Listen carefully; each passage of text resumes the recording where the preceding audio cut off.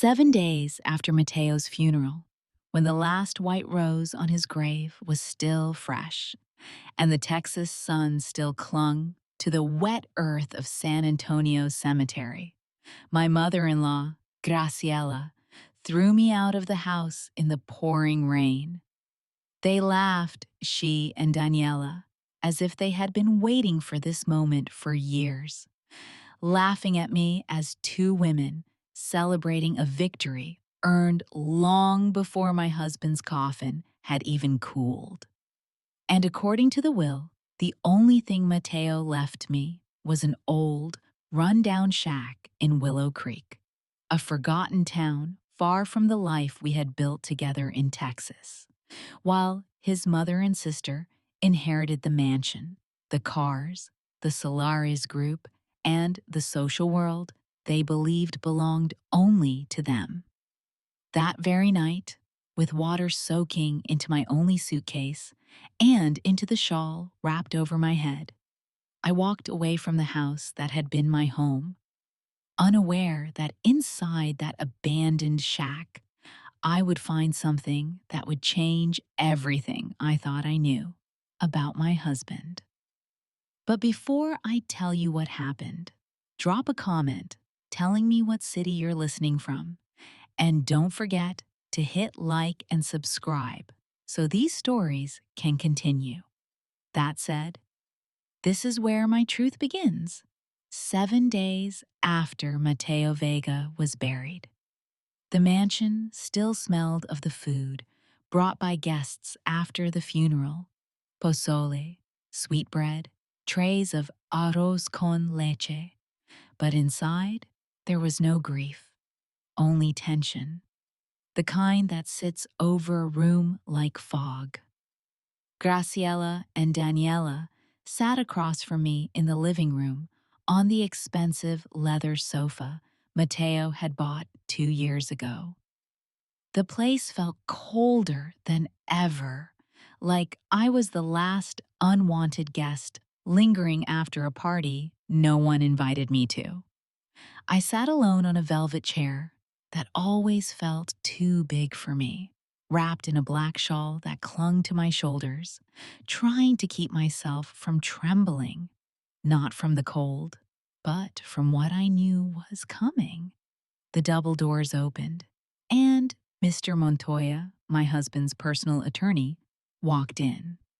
He carried a heavy leather briefcase and wore an expression that looked almost pained, as if he would rather be anywhere but here.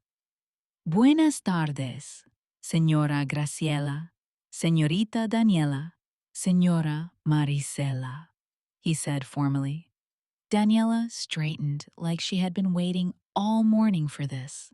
Graciela lifted her chin, her lips pressed in an elegant line of triumph. I lowered my eyes to my hands. All I wanted was to hear something, one sentence, confirming that the man I had cared for through sickness, the man I had cooked for, prayed for, and defended, had left at least a small acknowledgement of our life together. Mr. Montoya opened the envelope, adjusting his glasses. He read paragraphs of legal language that drifted in and out of meaning. My ears rang with each formal phrase, each mention of estate, transfer of ownership, testamentary intention. I wished Mateo had left a letter instead, a simple letter saying thank you. After nearly 15 minutes, Mr. Montoya finally lifted his gaze. I will summarize the distribution of assets, he said. Graciela leaned forward like a lioness ready to bite. To my dear mother, Graciela Vega, he read, I leave full ownership of the main estate in San Antonio, including all furnishings and my shares in the Solaris Group, as well as the 3 luxury vehicles registered to the company. Daniela let out a small gasp, her hand flying to her chest. Graciella's smile widened slowly, like a curtain pulling open. Mr. Montoya continued. To my sister, Daniela Vega, I leave my real estate portfolio in Atlanta and the funds deposited in her long-term savings account. Daniela covered her mouth dramatically, as if she were surprised, though the smugness in her eyes betrayed her. My name had not been called. My heart collapsed inward. Had he forgotten me? Had our 12 years of marriage meant nothing? Mr. Montoya cleared his throat, visibly uncomfortable. And finally, for my wife, Marcela Vega. The words felt like they were floating in water. I leave the only remaining property from my grandfather's inheritance, a house located in Willow Creek. A house, a ruined shack, I would later discover. Silence blanketed the room. Daniela's laugh burst out first, sharp and delighted. Just that pile of trash? Graciela couldn't hold herself back. She laughed loudly as she had just heard the funniest joke in Texas. Willow Creek? She sneered. That forgotten town? Dios mío, even the chickens don't live there anymore. I pressed my lips together so tightly that I tasted blood. I didn't care about money, but hearing Mateo leave me nothing that mattered, felt like being erased from my own life. That is all, Mr. Montoya finished quietly and immediately began gathering the documents, refusing to meet my eyes. When he left, Graciela's laughter stopped. Her face became stone. You're leaving tonight, she said. This house is no longer yours. Daniela crossed her arms. You should be grateful, Maricela. Mateo left you a shack. That's more than you deserve. This was my home too, I whispered. I cared for him here. And now, he's dead. Daniela snapped. And you still brought us nothing. No children, no status, nothing. Their cruelty sliced through me before they shoved me toward the door. It was raining hard, the Texas kind of rain that comes down like buckets crashing from the sky. Graciela pushed me out with a final flick of her wrist. Go to Willow Creek. That's your place now. The door slammed, the lock clicked, and their laughter, like a cruel echo, followed. I stood in the rain, soaked, clutching the paper with the Willow Creek address. The night swallowed me whole. The rain in San Antonio that night felt almost biblical, like the sky itself had decided to wash me away, along with every trace of the 12 years I had spent in that house. My shawl clung to my skin, heavy with water. My suitcase, old, faded, with a broken wheel, dragged behind me like a wounded animal. Cars rushed past the street, splashing dirty water in my direction, their headlights flashing briefly over a woman walking alone with no place to return to. I kept moving forward, step by step, until the lights of the mansion disappeared behind me. When I finally reached the closest bus stop, it was deserted. The roof leaked, a flickering bulb illuminated the wet pavement. I pulled out the piece of paper where Mr. Montoya had written the full address of the house in Willow Creek. The ink had begun to blur from the rain, but I could still read it. It didn't look like an address. It looked like a sentence. Willow Creek. I had never been there. Mateo had never mentioned owning anything there. So why, out of everything he had, was this the only thing he chose to leave for me? A gust of wind struck me, cold and sharp, almost enough to knock the breath from my lungs. The bus approached slowly. its old headlights cutting through the curtain of rain. When it stopped, the doors opened with a hiss. The driver looked at me with pity, the kind people give strangers who look like they've lost a war. "Where are you headed, ma'am?" he asked. "Willow Creek," I whispered. He blinked. "The bus only goes as far as the junction road. After that, you're on your own." I nodded. I didn't have a choice. I paid with the last bills I had, climbed aboard, and took a seat near the window. The air slayer inside smelled like wet clothes and old leather. I pressed my forehead against the cold glass as the bus moved, taking me farther from San Antonio and closer to a place I didn't want to imagine. For the first hour, I said nothing. The rain streaked the window in lines that looked like the inside of my thoughts. I replayed the scene in the mansion again and again. Daniela laughing, Graciella's cruel smirk, the lawyer unable to look at me.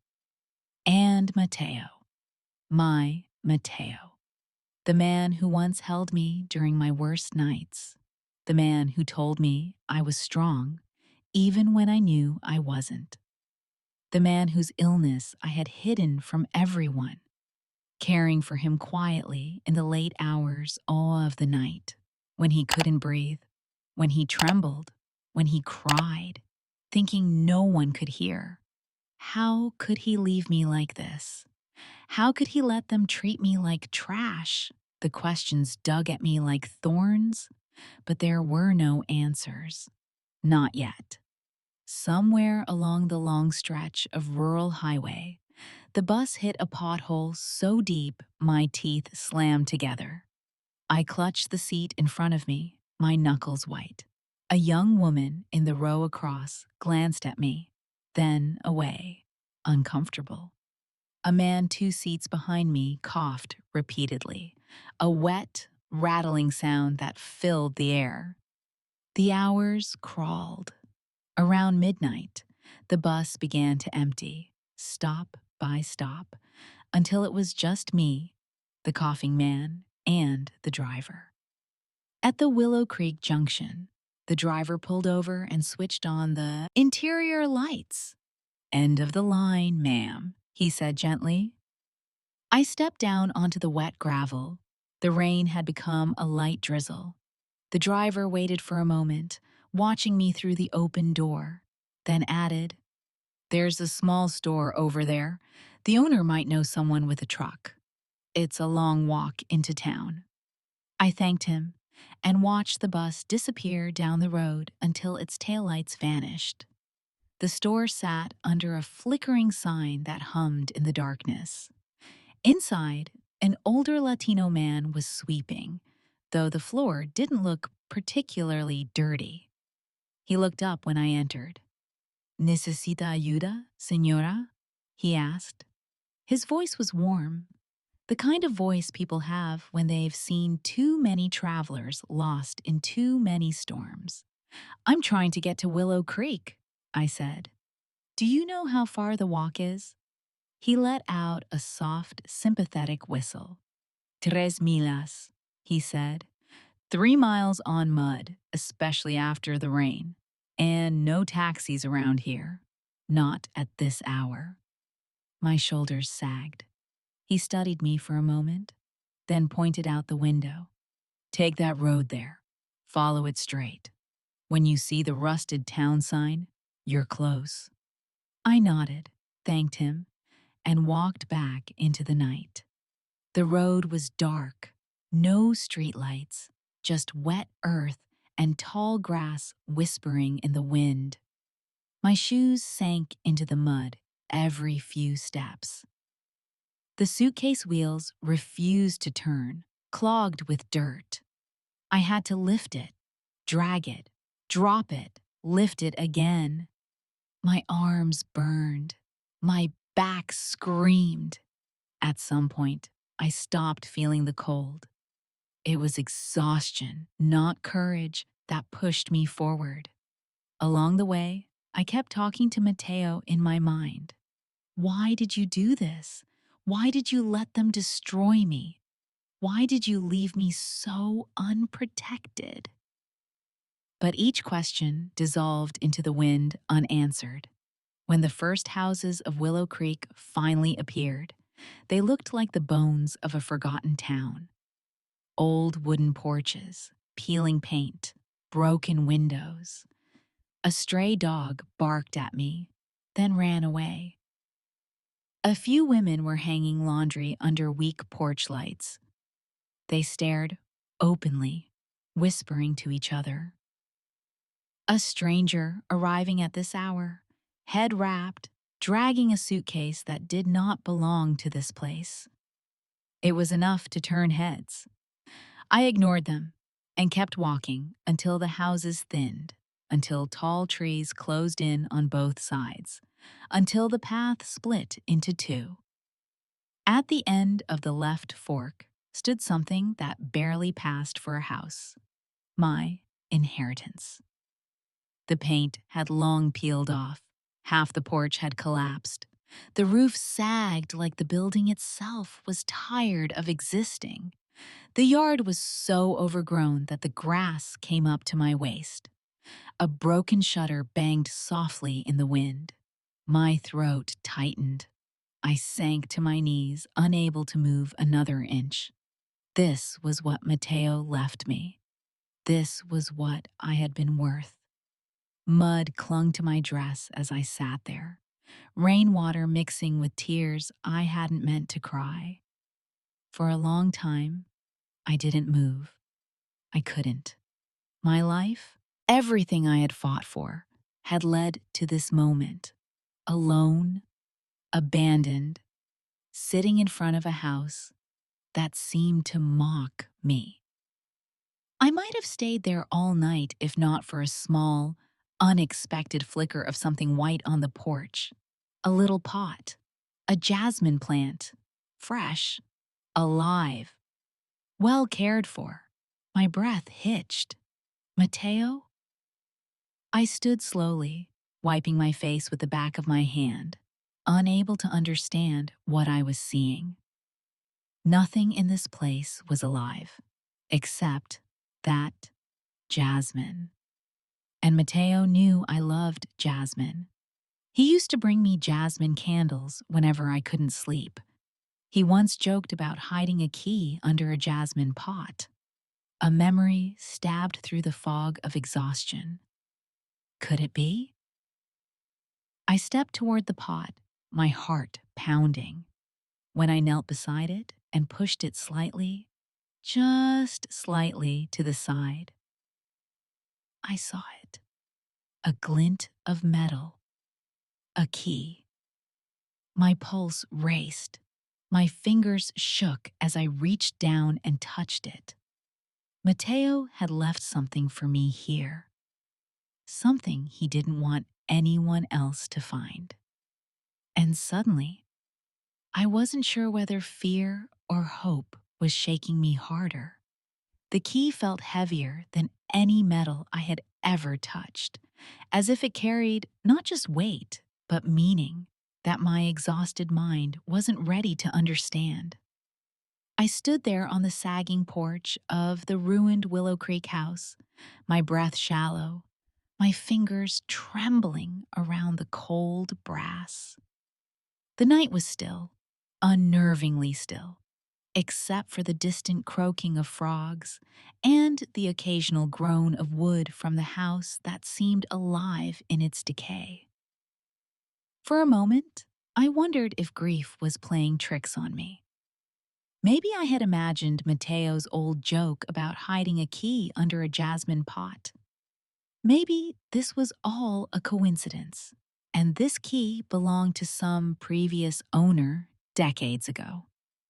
But the jasmine plant was fresh. Green leaves, small white buds, almost ready to bloom. Far too alive for a house that had been forgotten by time. Someone had placed it there recently. Someone who knew me. My heart pounded with a mixture of fear and a desperate flicker of hope that I didn't dare name. I approached the door where a massive rusted padlock hung like a final warning. My hands shook as I inserted the key. It fit perfectly. Something in my chest cracked open. With a deep breath, I turned the key. A harsh metallic click broke the silence, echoing louder than it should have. I pushed the door with my shoulder, and it groaned open, releasing a long sigh of stale air, the smell of rot, dust, and time settling heavily around me. I stepped inside, dragging my soaked suitcase, and turned on my phone flashlight, praying the battery would hold long enough for me to understand whatever Mateo had left behind. The house was suffocatingly dark. Sheets covered old furniture like ghostly silhouettes. Cobwebs hung in corners like neglected memories. Every step I took made the wooden floor cry out under my feet. But beneath the stench of abandonment, another scent lingered faintly. Old paper, tobacco, a hint of wood polish. A scent Mateo loved. I followed it instinctively down a dim hallway, past closed doors and peeling wallpaper, until I reached a room at the end. The door was slightly open, as if someone had been there not long ago. I pushed it the rest of the way. It was a study. Unlike the rest of the house, it wasn't entirely in ruin. Dust, yes. Neglect, yes. But organized. A desk, a leather chair, bookshelves with folders, an ashtray with the faintest trace of Mateo's pipe tobacco. My throat tightened. He had been here. Recently, this room was a secret space, a place he had visited without telling anyone, not even me.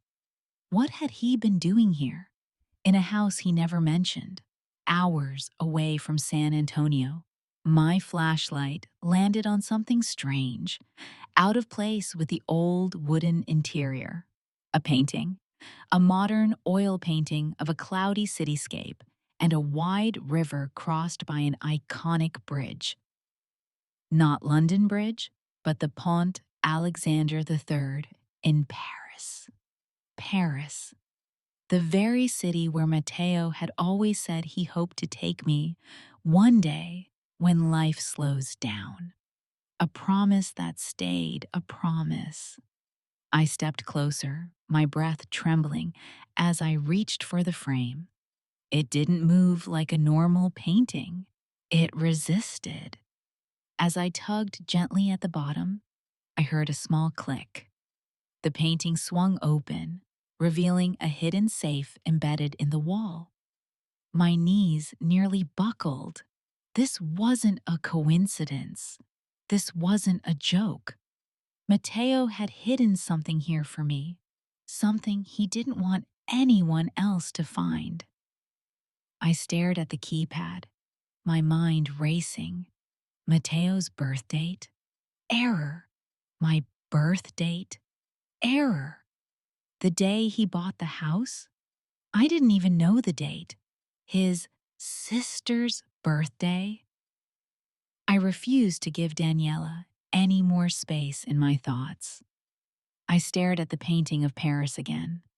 Mateo used to say that our real life began the moment we said, I do.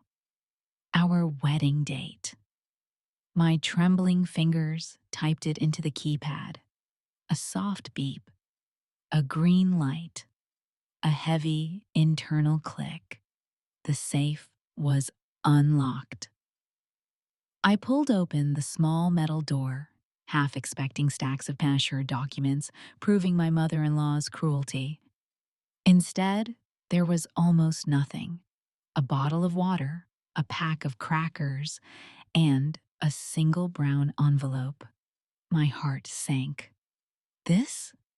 I whispered into the empty room.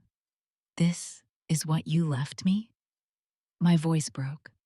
After everything? But I reached for the envelope anyway, because grief has a way of making even crumbs feel like miracles. Inside was a single sheet of paper, a plane ticket, one way, first class, from San Antonio to Paris. Departure, the next morning, in my name. The air left my lungs. I sat on the dusty floor, unable to breathe, unable to understand. Mateo had planned this. Mateo had known exactly what Graciela and Daniela would do. Mateo had calculated how long it would take me to reach this house, to find the jasmine pot, to open the safe, to arrive at the airport on time. I clutched the ticket to my chest as my phone battery flashed red. Then the screen turned black. Darkness swallowed me. For the first time since Mateo died, I didn't cry. I didn't scream. I just sat there in the silence of that secret study, listening to the distant wind brush against the rotting walls, and felt a shifting in my soul that I couldn't name. Mateo had loved me, but he had also lied to me. He had hidden things from me. And whatever was waiting for me in Paris, whoever sent that message saying, "We are waiting for you," was part of a plan far bigger than the humiliation I had endured back in San Antonio. I wasn't abandoned. I wasn't forgotten. I was being moved, positioned, prepared. For what? I didn't know. But as I sat there in the darkness, with the ticket in my shaking hands, one thing became clear. My story was no longer about grief. It was becoming something else entirely. I stayed sitting on the dusty wooden floor for what felt like hours, though the sky outside had barely shifted from deep blue to a faint gray. My phone lay dead beside me like a lifeless witness to the truth I had just uncovered. A ticket to Paris, one way, first class. Mateo had arranged everything, not just the house, not just the jasmine plant, not just the safe, but the exact moment in which I would find the ticket. The moment when I would have no home, no place to run back to, no one left to call. Mateo had positioned me like a piece on a chessboard, moved by strategy rather than sentiment. But why? And why Paris? I forced myself to stand, my legs trembling under the weight of exhaustion and disbelief. I found an outlet on the wall, brushed away the dust with my sleeve, and plugged in my phone charger. At first, nothing happened. Panic clawed at my stomach.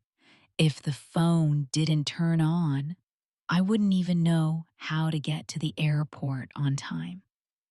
But after a few seconds, the screen flickered to life.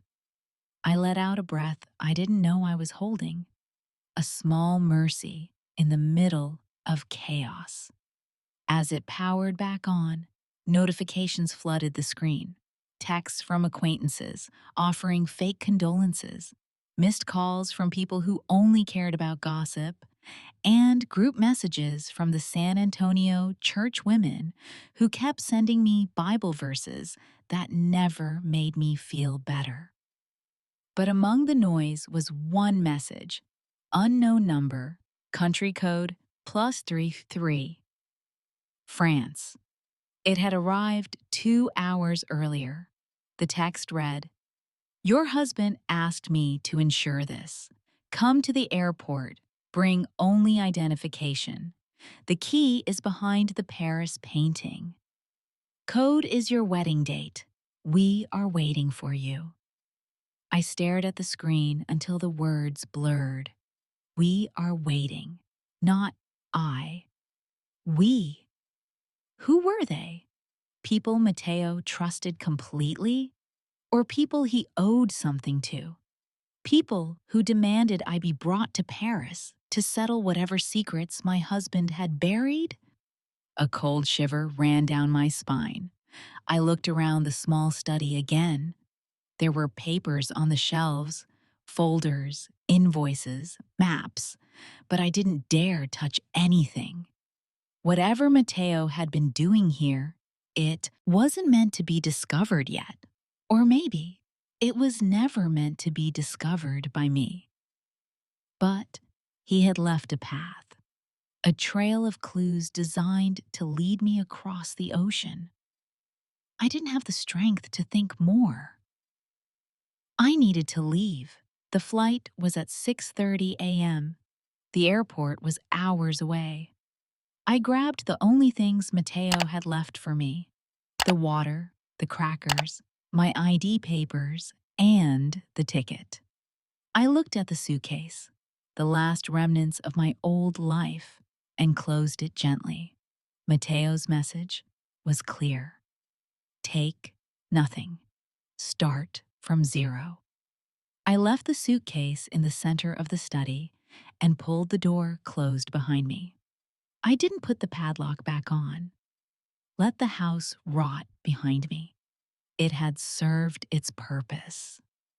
When I stepped outside, the early morning sky was beginning to blush pink over the fields, casting a soft light on the rusted "Welcome to Willow Creek" sign. I took the address paper from my pocket, the one Mr. Montoya had written, and burned it with a match I found in Mateo's desk. The paper curled into black ash, carried away by the wind. No turning back. At the road junction, my breath visible in the cold air, I waved at an old pickup truck approaching slowly. The driver, a middle-aged man with a thick mustache, studied me through the window. "Need a ride?" he asked. "To anywhere closer to the city," I said. "I'm trying to get to the airport." "Airport? You're far, senora," he replied. "But get in. I can take you to a bus depot." I paid him with nearly all the cash I had, money I had saved to buy Mateo white lilies for his grave. The irony cut deep. At the bus depot, the first bus into the city was packed. I stood the entire ride, holding onto a metal pole, while strangers stared at me. My mud-stained dress, my trembling hands, my tired face. I didn't care. The only thing that mattered was the clock on my phone. Every red traffic light felt like a threat. Every bump in the road jarred my already frayed nerves. At last, the bus stopped downtown. I ran, literally ran, to the line where taxis and ride shares waited. "To the airport!" I gasped, leaning into the open window of a cab. The driver, a middle-aged black man with tired eyes, looked me up and down skeptically.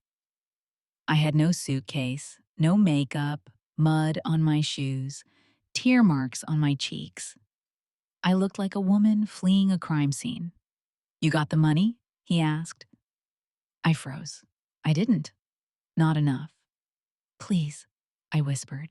I I lost my wallet. I can pay you back. I swear." He studied me for a long moment. A very long moment.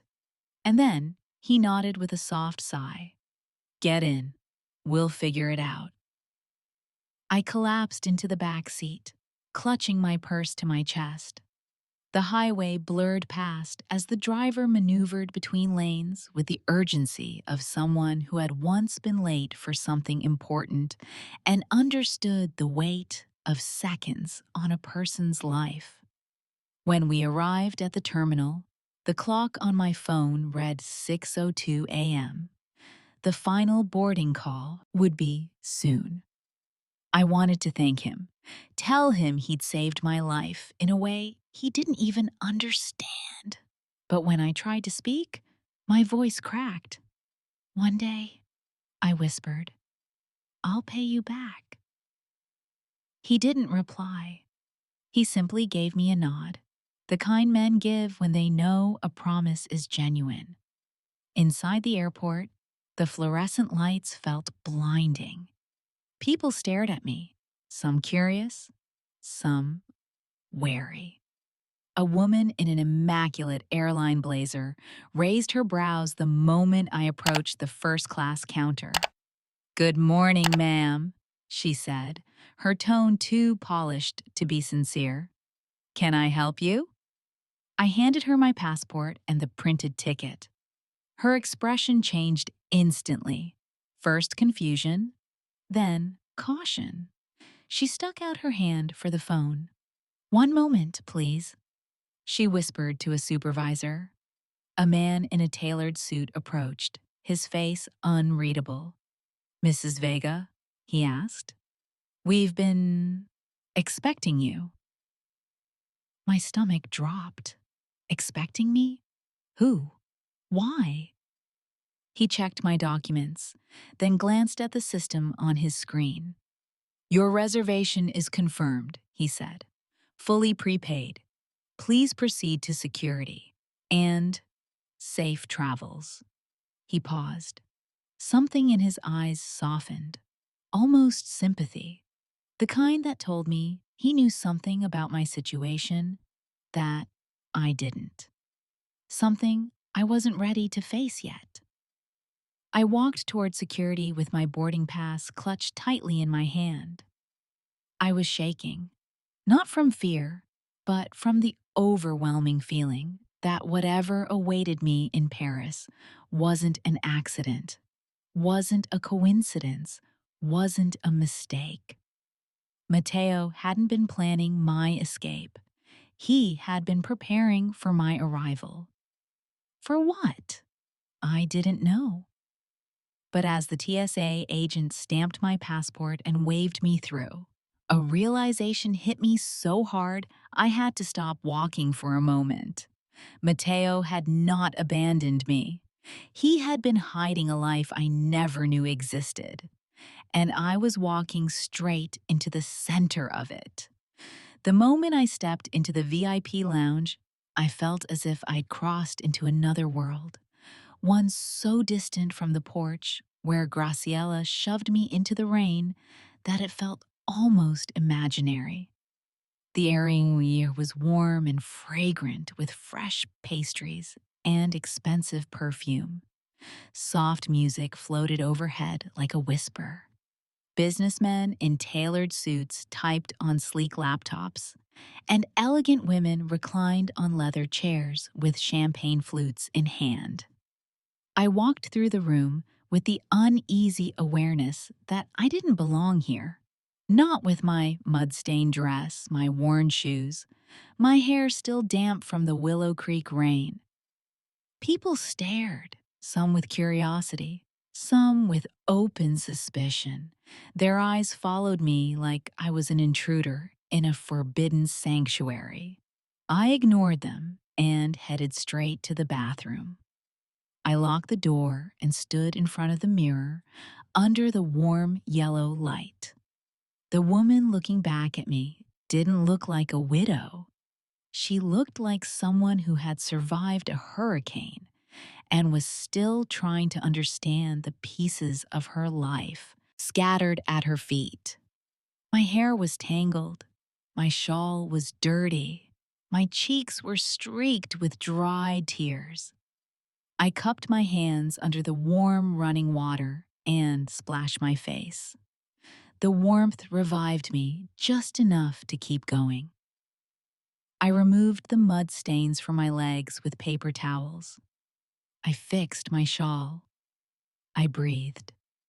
When I finally stepped out, the final boarding call for my flight echoed across the lounge. I hurried to gate F8, handed my boarding pass to the attendant, and walked through the jet bridge. The moment I entered the plane, a flight attendant greeted me with a surprisingly warm smile. "Mrs. Vega, welcome aboard. Your suite is 1A. My suite. My steps faltered as she guided me to the front cabin, where each seat was more like a private room with sliding doors, a long reclining chair, and a screen bigger than the one I had in my living room back in San Antonio. I sat down slowly, still gripping my purse. Hours earlier, I had been stumbling through mud in a ruined town. Now I sat inside a floating palace, headed to a country I had never set foot in. "Would you like champagne or sparkling water before takeoff?" the flight attendant asked.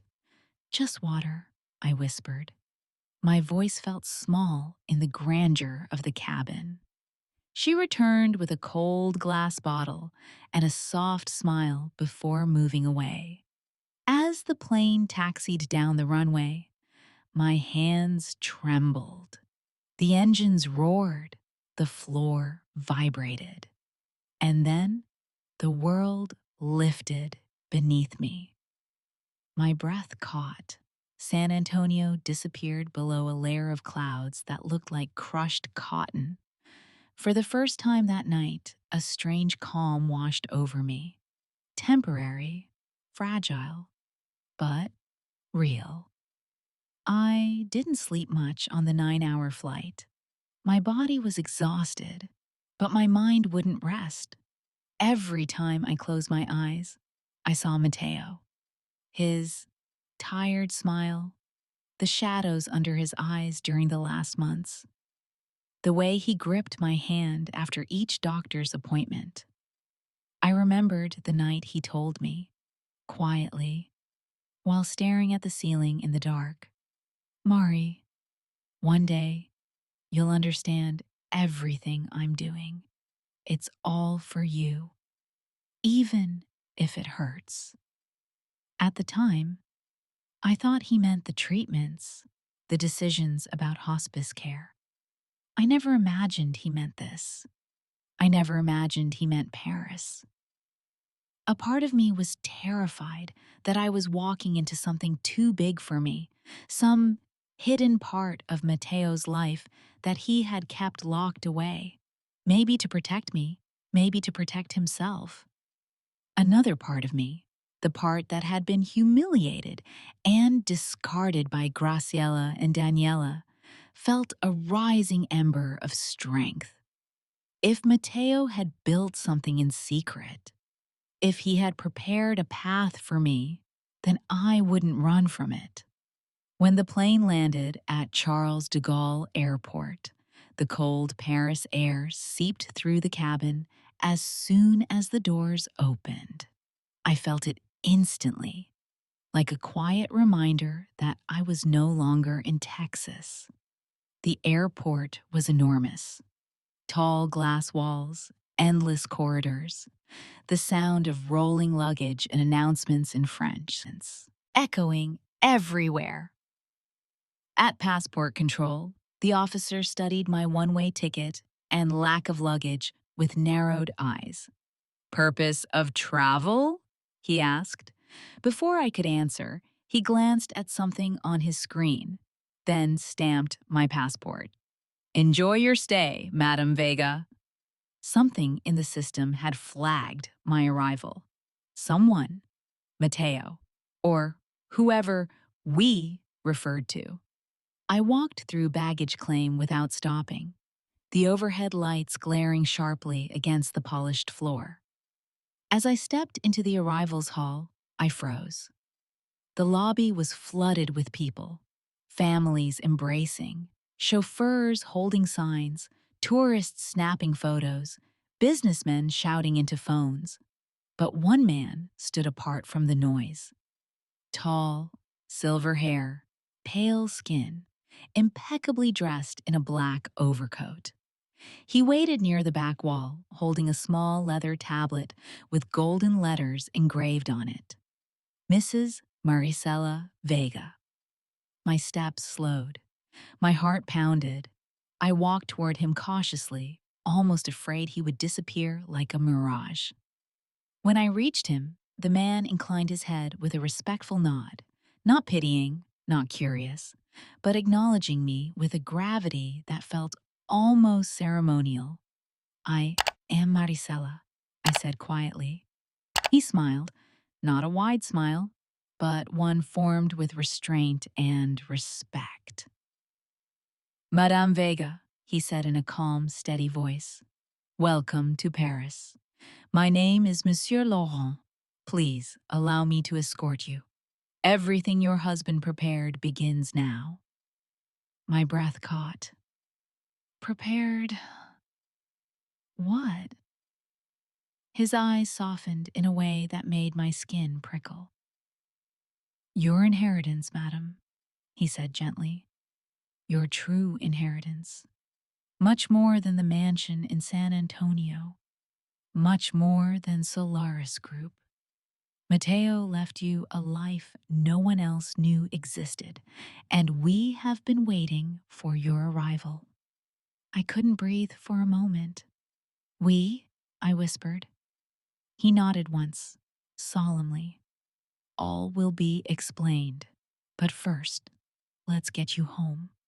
Home, not the shack in Willow Creek, not Graciella's mansion. Somewhere Mateo had built for me in silence. My pulse quickened as he led me to a black sedan waiting outside. Sleek, polished, unmistakably expensive. The chauffeur in white gloves opened the door. As I sat inside the warm leather interior, watching the gray Paris sky through the window, I finally realized something. Mateo had never abandoned me. He had been planning for me, preparing me, protecting me, and whatever waited ahead was only the beginning. Paris revealed itself slowly outside the car window as we drove away from the airport, the gray sky hanging low like a curtain of secrets. The streets were damp from an earlier drizzle, and reflections of old stone buildings shimmered like fragile ghosts in every puddle. I watched everything pass by with a strange mixture of awe and numbness. For a woman who had never traveled farther than the Mexican border to visit my aunt in Coahuila, landing in the heart of France felt unreal, like stepping into a different movie where I was suddenly the main character, but I didn't yet know the script. Monsieur Laurent sat beside me in the back seat, his posture straight, his expression calm. He seemed to sense that my mind was racing because he didn't speak for several minutes. He simply let me observe the city through the tinted glass. When he finally broke the silence, his voice was measured, almost gentle. Your husband was a man of many compartments, he said. He kept his world separate, for good reason. I swallowed hard. I thought I knew him, I murmured. I thought we shared everything. Laurent nodded slowly. I believe he wanted to share this part of his life with you eventually, but time was not kind to him. My breath hitched. You knew about his illness? Of course, Laurent replied. I have worked with him for over a decade.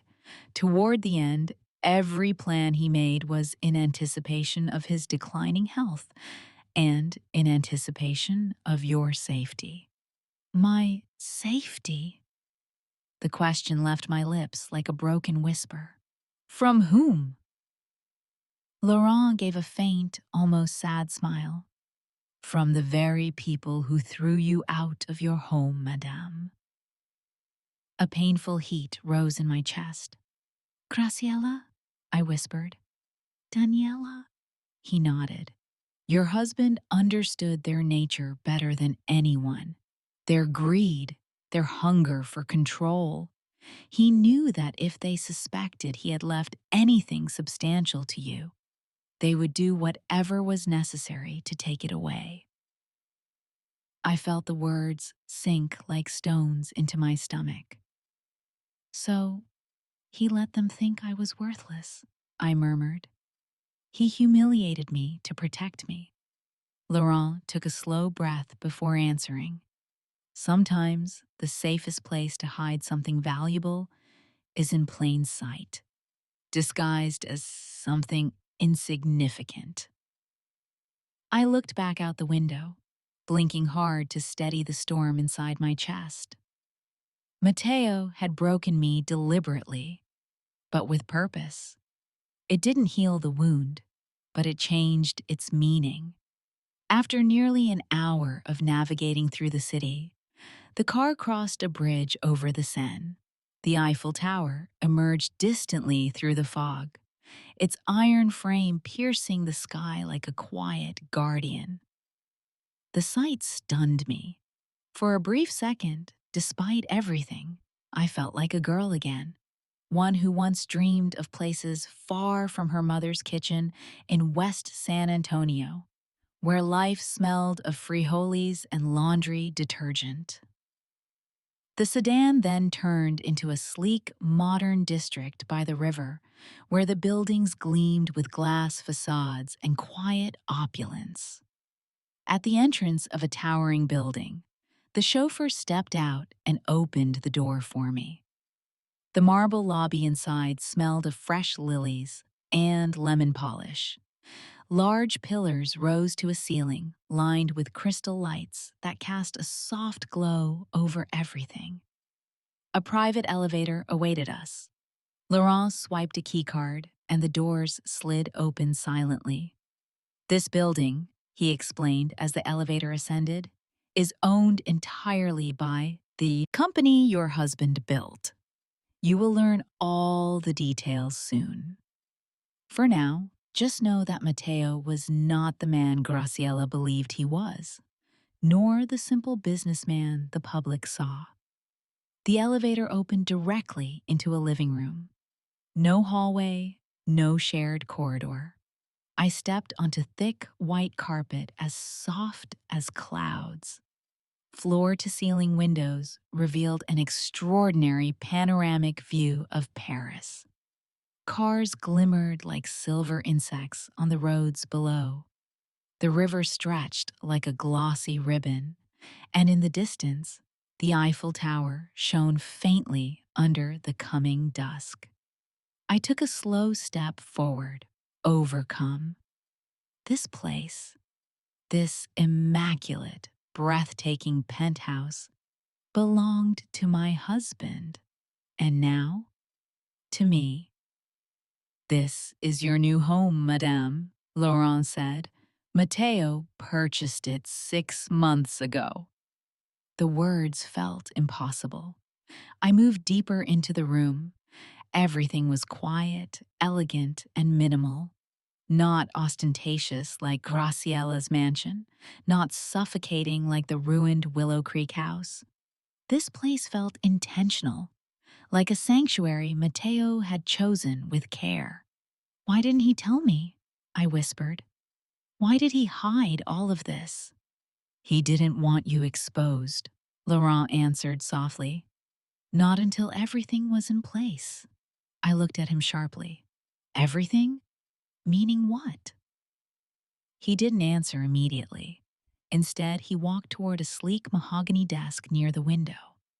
On it sat a laptop, already open, already turned on, the screen black except for a single glowing file, a video. My heartbeat quickened. "Your husband left you a message," Laurent said quietly. "He recorded it during his final weeks. He gave strict instructions that you must watch it alone." A cold tremor ran through me, from spine to fingertip. I approached the desk slowly, like someone walking toward a door she had waited years to open, but dreaded stepping through. Laurent stepped back, giving me space. "Take your time, madame. I will return in 1 hour with food and documents." He bowed slightly and stepped into the elevator. The doors closed. Silence filled the penthouse, thick, heavy, trembling. My fingers hovered over the laptop touchpad for several seconds before I finally pressed play. The screen flickered. Then Matteo appeared, thinner, paler, eyes sunken, but still unmistakably his. He was sitting in what looked like a hotel room, the Paris skyline faintly visible behind him through a window. My breath caught in my throat. "Mi mari," he whispered, his voice weak but steady. "If you're watching this, it means I am no longer there to explain everything in person. And I'm sorry. I'm sorry for the pain, for the humiliation, for the confusion. But, mi amor, everything I did was to protect you." My hand flew to my mouth. Tears blurred the screen instantly. "I know what they did to you," he continued. "I knew they would do it. I counted on it. Because their cruelty was the only way to get you out safely."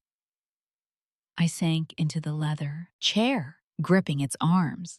"There is much you don't know about my life," Matteo said. "About the business I built, about the enemies it created, and about the empire I hid in your name." Empire. The word echoed inside me like a distant thunder. "But before you learn any of that, there is something I need you to believe," he said, leaning closer to the camera, his eyes burning with sincerity, even through the screen. "You were nothing. You were my whole world. And what comes next, I built it for you." The video froze for a second, then continued. "People are waiting for you in Paris," he said. "People I trust more than my own family. They will guide you, protect you, prepare you. Because, mi vida, you are about to step into the life I never had the chance to live with you." My tears dropped onto the laptop keyboard, one after another. "And I need you to be brave," he whispered. "Braver than you've ever been." The screen went black. My breath trembled out of me like smoke.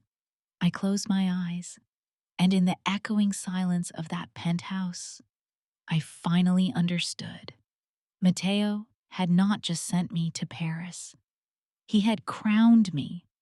Through pain, through strategy, through love that crossed oceans. And whatever waited next would change everything. When the video ended, the silence inside the penthouse felt almost sacred, as if the whole space had been holding its breath with me. I stayed frozen in the chair, my fingertips still resting on the laptop keyboard, my cheeks wet with tears I didn't remember shedding. Matteo's voice still echoed inside my chest, soft, tired, but filled with a fierce determination I had never fully understood. He had suffered in silence, not because he didn't trust me, but because he wanted to protect me from a truth heavier than illness and more complicated than grief. I looked around the room again, this quiet sanctuary high above Paris, and realized it wasn't meant to be a place of escape. Matteo hadn't brought me here to hide. He had brought me here to rise. I wiped my face, took a slow breath, and stood. The city buzzed beneath the glass walls, lights flickering like restless thoughts. For the first time since stepping into this new life, I felt something shift inside me. Not fear, not confusion, but something steadier, like the first brick laid on the foundation of a new version of myself. A soft chime echoed from the elevator. The doors opened, and Monsieur Laurent stepped inside, carrying a tray of warm food and a stack of documents bound in leather. His eyes softened when he saw my face. "You watched the video?" I nodded. He didn't ask what I felt. He didn't offer sympathy. He simply placed the tray gently on the dining table and set the documents beside it, as if preparing a ritual. "Matteo instructed me to begin your orientation immediately," he said calmly. "But first, you must eat. You have traveled long, and what comes next requires clarity." I followed him to the table, the aroma of warm bouillon and fresh bread filling the air. My hands shook slightly when I picked up the spoon. I hadn't eaten properly in more than 24 hours, and my body reminded me with a sharp ache in my stomach. As I took the first sip, the warmth spread through me like a small mercy. Laurent sat across from me, opening the first document. "Madame, what I am about to explain may overwhelm you, but know that everything you hear was prepared with precision by your husband. He wanted you to inherit not only his assets, but his knowledge." My pulse quickened. "Please," I whispered, "tell me." Laurent slid the first folder toward me. Inside was a corporate chart, complex, multi-layered, like the branches of a vast tree. At the top was a name I had never heard before: Vega International Holdings. Beneath it, dozens of subsidiaries spread across France, Spain, Germany, the Netherlands, Singapore, and beyond. My breath caught in my throat. "What is this?" "This," Laurent said, "is your husband's true creation. The company he built quietly, strategically, and away from the eyes of his family in Texas. Solaris Group, the company his mother and sister inherited, is a facade, a mask, a shell used to camouflage the transfer of his real wealth." My heart pounded. "But why create such a complex structure?" "Because your husband understood greed," Laurent replied.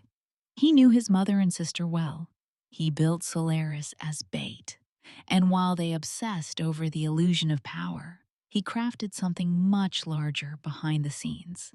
He tapped the chart gently. "Everything here belongs to you now." The words didn't feel real. "To me?" 100% ownership," he confirmed. "You, Madame Vega, are the sole heir." Matteo ensured no one else had access.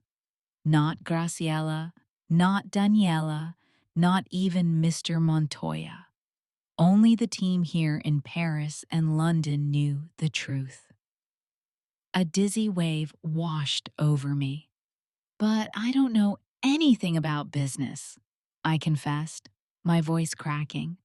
"I've spent my life cooking meals, running small events, and taking care of my husband. How am I supposed to?" "Learn," Laurent said gently. "Grow. Become the woman Matteo believed you could be. He saw strength in you long before you saw it in yourself. It is not your background that determines your capacity, madame. Only your willingness." I looked down at the papers, my fingers brushing the names of countries I had only heard about in movies. All of this. Mine? It felt impossible. But then I remembered Graciela's laughter as she shoved me into the rain, Daniela's mocking voice telling me I had brought nothing to their family. I remembered the humiliation, the cold porch, the old suitcase splashing into the puddle. Matteo had used their cruelty as a weapon. And now I understood. They had never pushed me down. They had launched me. Laurent opened another folder. Dozens of accounts. Swiss banks, offshore trusts, investment portfolios with sums that made my breath stop. Your husband moved everything here, Laurent explained. Quietly, legally, strategically, over more than a decade. He lived modestly in Texas on purpose. He wanted to build something your mother-in-law would never discover, never suspect, and never destroy. The revelation burned through me like a slow, rising flame. I wasn't a discarded widow. I was the hidden queen of an empire. And Graciela, I wondered if she had poured wine into crystal glasses in Mateo's old mansion that very night, celebrating what she believed she had won. That thought tightened my jaw. Let her taste her victory. Let it sweeten her tongue, because she had no idea it was poisoned. Laurent slid the final document toward me. "There is one more thing," he said softly. I braced myself. "Tomorrow morning, you will meet the board of Vega International. Mateo appointed you as the incoming chairwoman and chief executive officer." My heart stumbled. I can't do that." "You can," he replied, "because you must. Mateo wanted you in this position, and the board respects his wishes." I shook my head, overwhelmed. "I don't know how to run a company." "You will not be alone," Laurent assured. "We will train you, guide you. Everything Mateo prepared for you begins now." I stared at the document with my name typed next to a title I never imagined in my wildest dreams. Maricela Vega, CEO. My fingers trembled when I touched it. "But why me?" I whispered. "Why would he trust me with something so enormous?" Laurent looked at me with a soft, knowing expression I didn't expect. "Because, madame, power is safest in the hands of someone who never wanted it. Mateo knew that. He built everything for you because he knew you would carry it with dignity, not greed." Those words landed in the deepest part of me. For a long moment, neither of us spoke. Then Laurent stood. "I have arranged a room stocked with clothes your husband selected. Rest tonight. Tomorrow, your new life begins." He walked toward the elevator, but before he stepped inside, he turned back. "Your husband loved you with an intelligence most people never experience. And he left you prepared for far more than you believe." The doors slid shut. I stood there alone, surrounded by the vastness of the life Mateo had built in silence. And for the first time since he died, I didn't feel lost. I felt chosen. The next morning, Paris woke beneath a pale blue sky streaked with thin clouds, and the city seemed strangely quiet from above, as if it were offering me a moment to gather myself before stepping into the world Mateo had built for me. I stood before the tall windows of the penthouse, wearing the navy blue suit that Laurent had prepared, the one Mateo had chosen months before he died. The fabric hugged me firmly, dignified yet gentle, and for the first time in a long while, I felt grounded in my own skin. My hand still trembled slightly, not from fear, but from a dawning realization that I no longer carried only grief. I carried responsibility. I carried history. I carried the echo of Mateo's final words, asking me to be brave. At precisely 9 o'clock, Laurent escorted me to the headquarters of Vega International, a sleek glass tower overlooking the Seine. The elevator rose silently, the numbers glowing softly as we climbed floor after floor until reaching the private boardroom. When the doors opened, a dozen executives rose from their seats. Men and women of various ages, nationalities, and expressions, some solemn, some curious, some visibly moved. They all turned toward me with a respect I had never been given in my own home in San Antonio. Madame Vega, Laurent announced with quiet pride, welcome to your first board meeting. I walked to the head of the long mahogany table, each step measured but steady. The room smelled faintly of cedar and fresh paper. For a heartbeat, I hesitated, remembering Graciella's voice telling me I was useless, Daniela's mocking laughter as she pushed my belongings into the rain. I inhaled deeply. That woman was gone. I sat down, and the room followed.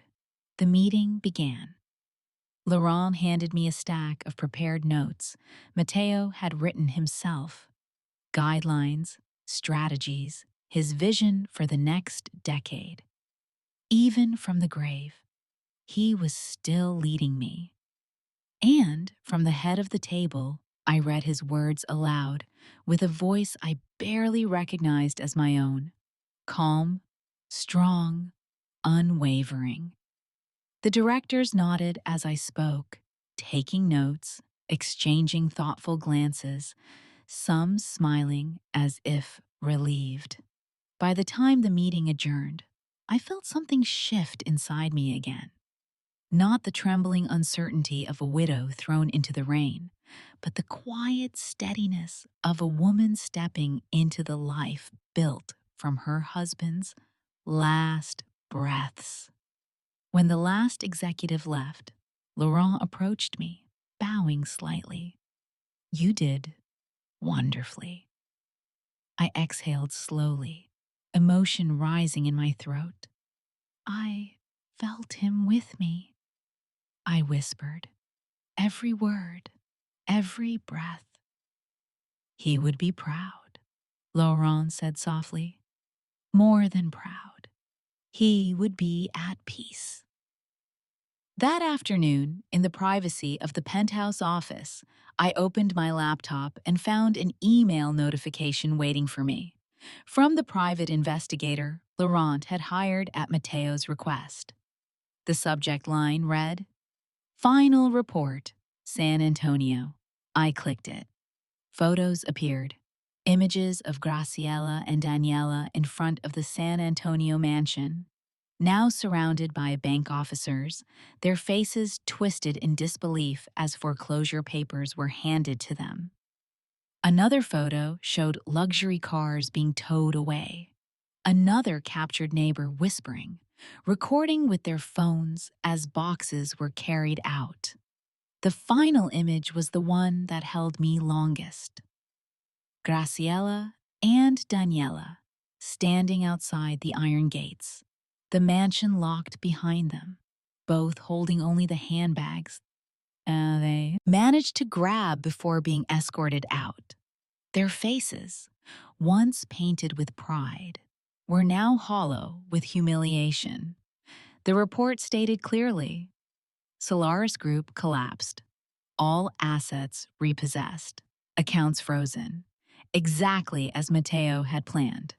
They weren't left poor because life punished them. They were left poor because Mateo had given them the illusion of power, just long enough for them to drown in it. I closed the laptop without bitterness, not even triumph, just closure. They had chosen greed over compassion. Mateo had simply let the consequences follow. Weeks passed. Each day I learned more. Finance, law, global markets, operational oversight.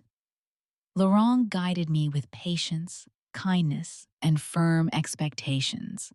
The board welcomed my presence. Slowly, the fear faded, replaced by a discipline I never knew I possessed. One evening, After a long meeting about expanding into South America, I walked to the balcony of the penthouse. The Eiffel Tower glowed in the distance like a sentinel watching over the city. I placed my hand over the locket that held our wedding photo. Mateo smiling, full of life, unaware of the short time he had left. "You gave me everything," I whispered into the Paris night. "But you also left me with a choice: to live in your memory or to live for myself." A soft breeze brushed my cheek as if answering, and in that moment, I made my promise to him: not to remain trapped in grief, not to let fear rule my future, but to carry the life he built forward with dignity. Months later, during a winter board meeting, Laurent entered my office with an envelope. "This came for you," he said. The sender: U.S. District Court, Texas Division. Inside was a letter. The divorce between Graciela and her second husband, driven by financial ruin. Another document showed Daniela declaring bankruptcy. Their downfall was complete. I read the papers with no anger, no satisfaction, just calm acceptance. Their lives had collapsed under the weight of their own choices. Mine had risen from the ruins of theirs. That night, after finishing paperwork for a renewable energy project in Brazil, I sat in the quiet of the penthouse, gazing across the luminous sprawl of Paris. I thought of Willow Creek, the jasmine plant, the safe, the ticket, the cold rain. The pain that once felt like an ending was, in truth, the doorway to everything that followed. I placed my palm over the glass window, feeling the hum of the city beneath it. "I'm living, Mateo," I murmured softly, "the way you wanted, the way you planned." And for the first time since his death, the ache in my chest softened, not gone, but reshaped, transformed into a gentle warmth instead of a wound. I closed my eyes and breathed deeply. My life was no longer defined by what I had lost. It was defined by what I had become. And as the city lights flickered like a promise below me, I knew I would carry this new life forward with strength, with honor, with the quiet courage of a woman who had been broken but not defeated. Did you enjoy the story? And from which city are you listening? Let me know in the comments. If you liked this story, you can support me with a super thanks so I can keep bringing you more life stories filled with emotion, courage, and unexpected turns. Thank you for staying with me until the end. On your screen, you'll find 2 more stories I highly recommend. Don't forget to subscribe. I'll see you in the next life story. With love and respect.